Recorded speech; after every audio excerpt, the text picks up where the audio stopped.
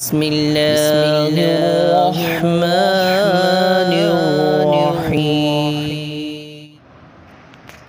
الحمد لله وكفى وسلام على عباده الذين اصطفى اما بعد۔ میرے محترم دوستو، کل ہم نے سیدنا عمر بن خطاب رضی اللہ عنہ کے اسلام لانے کے چند واقعات بیان کیے تھے۔ اللہ رب العزت ہمیں صحابہ کرام سے سچی محبت نصیب فرما دیں۔ تو آج ہم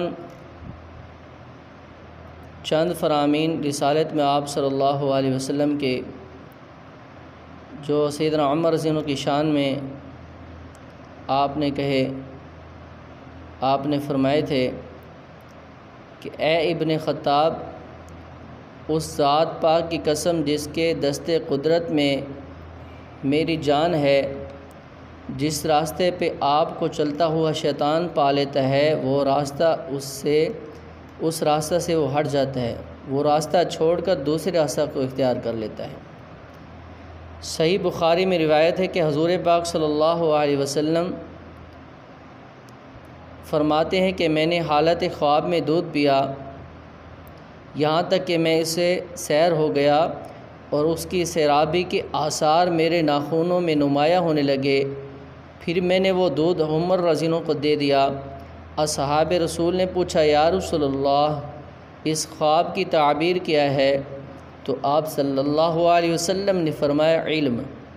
اسی طرح امام بخاری رحمۃ اللہ علیہ نے ایک اور روایت بھی اپنی صحیح میں درج کی ہے کہ سیدنا ابو سعید خضری رضی اللہ عنہ فرماتے ہیں، میں نے رسول اللہ صلی اللہ علیہ وسلم کو یہ فرماتے ہوئے سنا کہ میں نیند میں تھا، میں نے لوگوں کو دیکھا کہ وہ میرے سامنے پیش کیے جا رہے ہیں اور انہوں نے قمیصیں پہنی ہوئی ہیں، کسی کی قمیص سینے تک، کسی کی اس سے نیچے تک، اور عمر کو پیش کیا گیا۔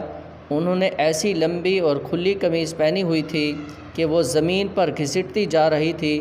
صحاب رسول صلی اللہ علیہ وسلم نے عرض کیا، یا رسول اللہ، اس خواب کی تعبیر کیا ہے؟ حضور نے فرمایا، دین۔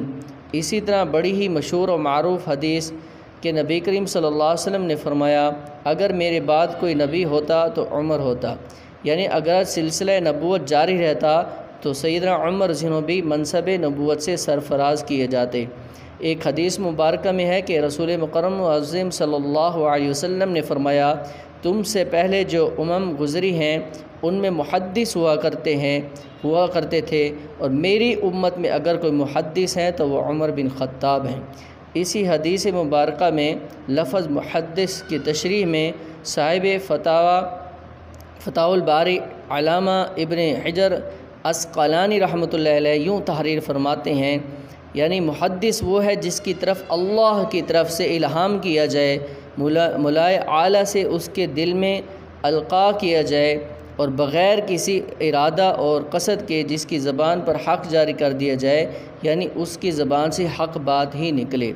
ایک بار سیدنا عمر رضی اللہ عنہ شفیع اعظم نبی کریم صلی اللہ علیہ وسلم کی بارگاہ میں حاضر ہوئے اور عمرہ کی اجازت طلب کی تو حضور نے فرمایا، اے میرے بھائی، اپنی نیک دعاؤں میں ہمیں بھی شریک کرنا اور بھول نہ جانا۔ تو میرے دوستو، یہ چند باتیں، چند احادیث آپ کے سامنے پیش کی ہیں جو حضرت عمر رضی اللہ عنہ کی شان میں تھی۔ تو یکم محرم کو سیدنا عمر رضی اللہ عنہ کو شہید کیا گیا۔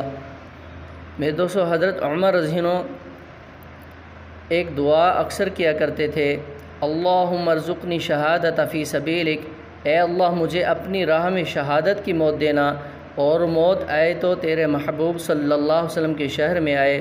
آخری ایام حیات میں آپ نے خواب دیکھا کہ ایک سرخ مرغ نے آپ کے شکم مبارک میں 3 چونچیں ماری۔ آپ نے یہ خواب لوگوں سے بیان کیا اور فرمایا کہ میری موت کا وقت قریب ہے۔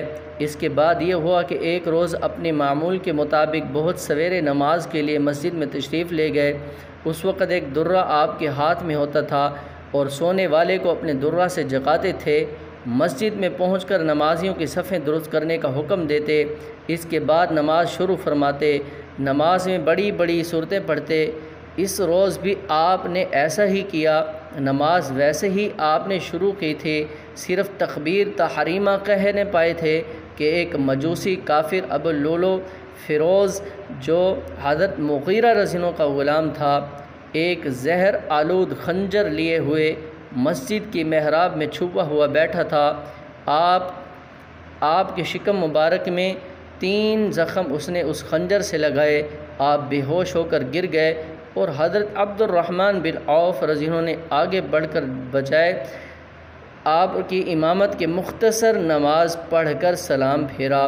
ابو لولو نے چاہا کہ کسی طرح مسجد سے باہر نکل کر بھاگ جائے، مگر نمازیوں کی صفیں دیوار کے حائل تھیں، اس سے نکل جانا آسان نہ تھا۔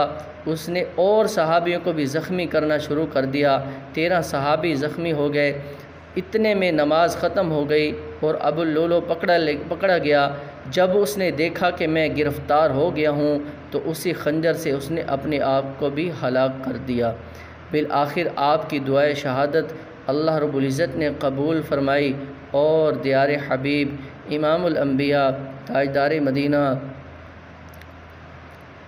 امام الانبیاء صلی اللہ علیہ وسلم بلکہ مصلی رسول صلی اللہ علیہ وسلم پر آپ کو 27 ذوالحجہ بروز 4 شبانہ بدھ کے دن زخمی کیا گیا، اور 1 محرم بروز اتوار آپ رضی اللہ عنہ نے شہادت پائی۔